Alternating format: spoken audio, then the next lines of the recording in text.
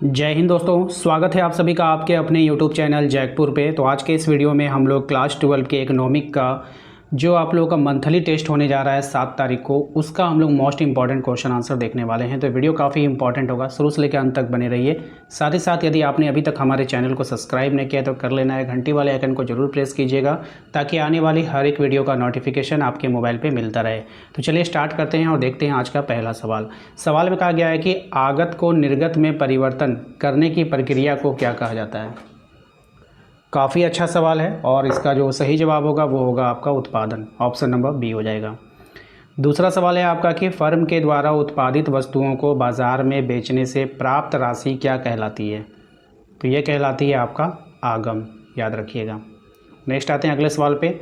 आगत तथा निर्गत के बीच तकनीकी संबंध को क्या कहा जाता है। सही जवाब हो जाएगा इसका उत्पादन फलन। ठीक है, क्वेश्चन नंबर आते हैं 4 पे। इसमें देखिए कहा गया उत्पादन फलन, यहाँ पे आपको फॉर्मूला दिया Q बराबर F में Q क्या प्रदर्शित करता है। तो उत्पादित वस्तुओं की अधिकतम मात्रा को, उत्पादित वस्तुओं की अधिकतम मात्रा को। क्वेश्चन नंबर 5 में देखिए ध्यान से, कह रहा है उत्पादन के दो कारकों में विभिन्न संयोगों से किसी वस्तु के उत्पादन में समान मात्रा को प्रदर्शित करने वाला वक्र क्या कहलाता है।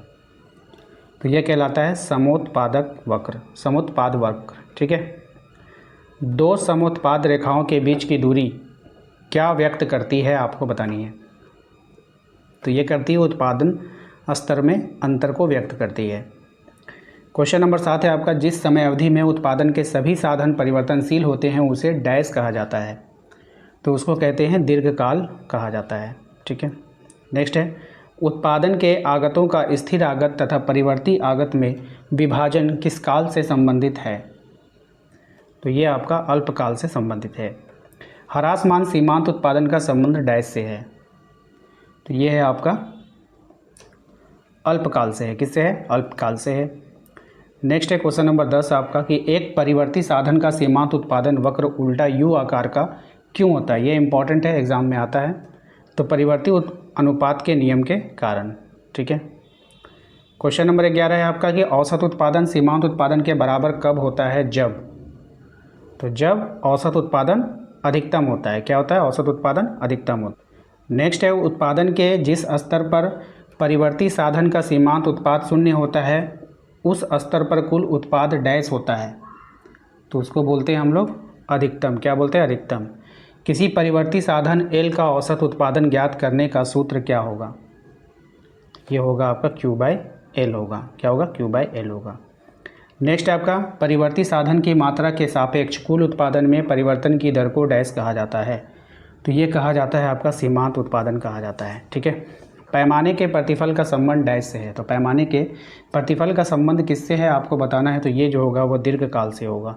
ठीक है, नेक्स्ट आते हैं अगले सवाल पे आते हैं। हमारा अगला सवाल है कि जब उत्पादन के सभी आगतों में आनुपातिक वृद्धि करने से उत्पाद में आनुपातिक वृद्धि से कम अनुपात में वृद्धि होती है तो इसे डैश कहा जाता है। तो इसको कहा जाता है पैमाने के ह्रास का प्रतिफल। ठीक है, क्वेश्चन नंबर 17 को देखिए, किसी वस्तु के उत्पादन के लिए उत्पादन के आगतों पर किए गए खर्च को क्या कहा जाता है। तो ये होता है लागत। निम्नलिखित में से किस वक्र का आकार अति परवलयीय होता है। तो किसका होता है? तो औसत स्थिर लागत का। ठीक है, नेक्स्ट है आपका क्वेश्चन नंबर 19। इसमें कहा गया है औसत लागत सीमांत लागत से अधिक कब होता है, जब। तो जब औसत लागत घट रही होती है। क्या होता है? जब औसत लागत घट रही होती है।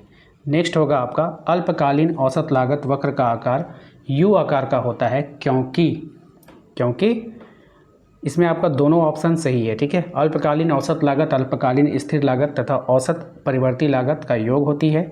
परिवर्ती अनुपात का नियम यहाँ पे लागू होता है। ठीक है, चलिए अगले सवाल पे आते हैं कि निम्नलिखित में से कौन सा विनिमय का सर्वोत्तम साधन होता है। तो विनिमय का सर्वोत्तम साधन जो है वो है आपका मुद्रा, क्योंकि मुद्रा से ही हम लोग क्या करते हैं, किसी भी चीज़ का लेन देन करते हैं। मुद्रा ने दूर किया है, मुद्रा ने किस चीज़ को दूर कर दिया है। तो वस्तु विनिमय प्रणाली की कठिनाइयों को क्या कर दिया है, दूर कर दिया है। निम्नलिखित में से मुद्रा का मुख्य कार्य कौन है। तो इसमें जो मुद्रा का मुख्य कार्य में होगा वह विनिमय का माध्यम होगा। अगले सवाल पे आते हैं। हमारा अगला सवाल है, निम्नलिखित में से मुद्रा का गौण कार्य कौन है। तो इसमें से मुद्रा का जो गौण कार्य है वो हो जाएगा विलंबित भुगतान का मान। नेक्स्ट है क्वेश्चन नंबर 5, निम्नलिखित में से मुद्रा का आकस्मिक कार्य कौन सा है? तो ये हो जाएगा आपका सामाजिक आय का वितरण। ठीक है, मुद्रा वह है जो मुद्रा का कार्य करती है, ये परिभाषा किसकी है? मुद्रा वह है जो मुद्रा का कार्य करती है, ये परिभाषा किसकी है?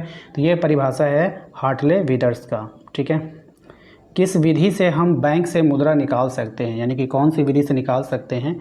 तो आहरण पत्र के द्वारा, चेक के द्वारा, एटीएम के द्वारा। तो इनमें से सभी इसका राइट आंसर होगा।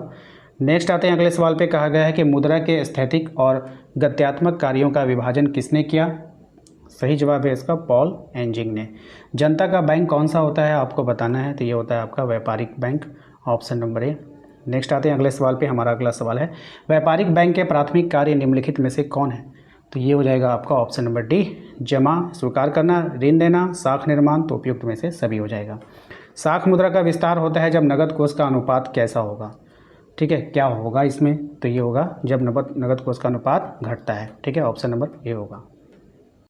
नेक्स्ट है क्वेश्चन नंबर 12, एटीएम का पूर्ण रूप आपको बताना है। यहाँ पर एटीएम का पूरा नाम क्या होता है? तो automated teller machine, automated teller machine. Central bank of India क्या है आपको बतानी है? तो सेंट्रल बैंक ऑफ इंडिया जो है एक व्यापारिक बैंक है, याद रखना है। भारत का केंद्रीय बैंक निम्नलिखित में से कौन सा है? बहुत ही अच्छा सवाल है। तो ये हो जाएगा आपका option number reserve bank of India. ठीक है, नेक्स्ट आते हैं अगले सवाल पे। केंद्रीय बैंक को निम्नलिखित में से कौन से कार्य हैं आपको बतानी है? तो ये हो जाएगा ऑप्शन नंबर, और नोट का निर्गमन का एकाधिकार, सरकार का बैंकर, विदेशी विनिमय कोषों का संरक्षक। तो उपयुक्त में से सभी इसका राइट आंसर होगा। क्वेश्चन नंबर 16 पे आइए। कह रहा है कि केंद्रीय बैंक के द्वारा कौन सी मुद्रा जारी की जाती है? तो केंद्रीय बैंक के द्वारा जो मुद्रा जारी होता है वो होता है चलन मुद्रा। रिजर्व बैंक ऑफ इंडिया की स्थापना हुई थी, कब हुई थी आपको बतानी है? तो इसकी स्थापना 1935 में हुई थी। नेक्स्ट आती है अगले सवाल पे आते हैं। कह रहा है कि केंद्रीय बैंक शाख नियंत्रण करती है, केंद्रीय बैंक शाख नियंत्रण करती है बैंक दर के जरिए, खुले बाजार की प्रक्रिया के जरिए, CRR के जरिए। इनमें से सभी हो जाएगा इसका राइट आंसर।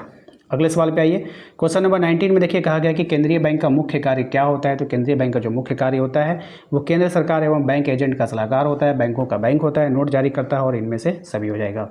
ठीक है, आइए क्वेश्चन नंबर 20 में आते हैं। इसमें कहा गया कि भारत में 1 रुपये का जो नोट है वो कौन जारी करता है?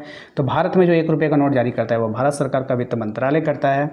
अगले सवाल पे आते हैं। हमारा अगला सवाल है कि बैंक का एजेंसी कार्य क्या है? तो बैंक का जो एजेंसी कार्य है ट्रस्टी का कार्य करना होता है, ऑप्शन नंबर सी हो जाएगा। तो दोस्तों आशा करते हैं कि आज का ये वीडियो आपको पसंद आया होगा। परीक्षा की बेहतरीन तैयारी करने के लिए आप हमारे चैनल को सब्सक्राइब कर सकते हैं, वीडियो को लाइक कर दीजिए, सभी दोस्तों के साथ शेयर कर दिए, और सबसे ज़रूरी बात है कि आप लोग हमारे व्हाट्सएप ग्रुप को ज्वाइन कर लीजिए। यहाँ पर साप्ताहिक टेस्ट हम लेते हैं जिसमें आप लोगों को नोट्स, PDF सब उपलब्ध करवाते हैं। ये सारा का सारा आपको हमारे व्हाट्सएप ग्रुप में मिल जाता है। तो व्हाट्सएप ग्रुप को जरूर ज्वाइन कीजिएगा, दिए गए नंबर पर एक व्हाट्सएप पर मैसेज करके। ठीक है, मिलते हैं नेक्स्ट अगले वीडियो में। Thank you.